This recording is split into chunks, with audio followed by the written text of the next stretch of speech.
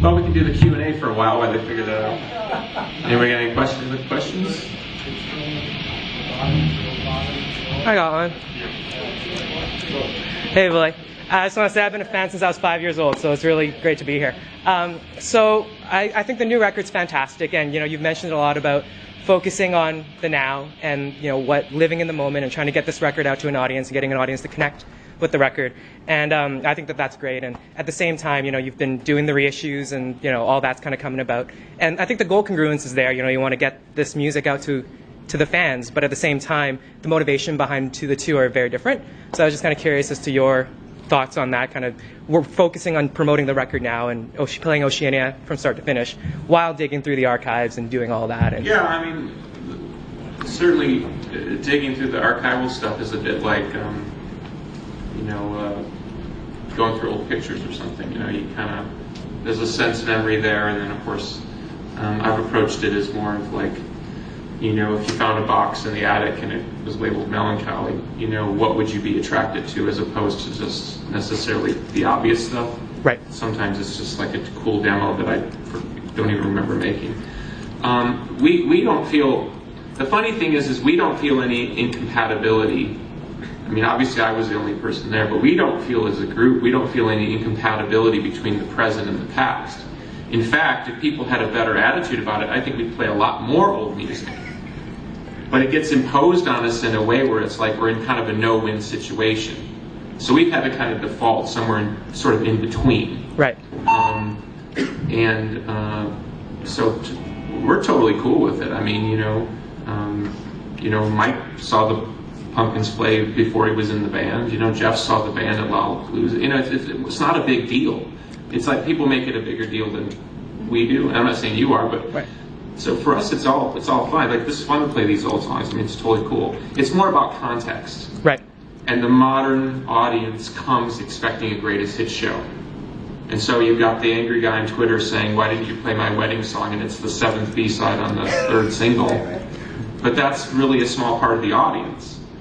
And we actually, for a while, we did try to connect with that part of the audience, but they were never satisfied. So we've had to default more to the mainstream position, which is like, well, let's just try to keep everybody happy best we can and find the balance. And right now we feel we've got a good balance. And it's the best reviews I've ever gotten, ever. 20-something years. Best live reviews, best album reviews. So we must be doing something right. But the problem is that the general audience, Smashing Pumpkins fans are generally more sophisticated than the mainstream audience, but the general mainstream audience is behind that curve. So when they see a headline, Corgan doesn't want to play old albums, they think that means I don't want to play old songs. Or it's the mainstream's take on what we're doing because, well, it's not the original band, and we're kind of creating a new business model, which is, to me, it's more like the circus, Ringling Brothers. You know what you're going to get. It's an alternative-minded entity, progressive, always pushing forward. Social agendas are a part of the construct. So there's not many things that people can look at and say, oh, it's like that. We're kind of, in a way, pioneering a new way because we're actually going at the issues as opposed to running from them.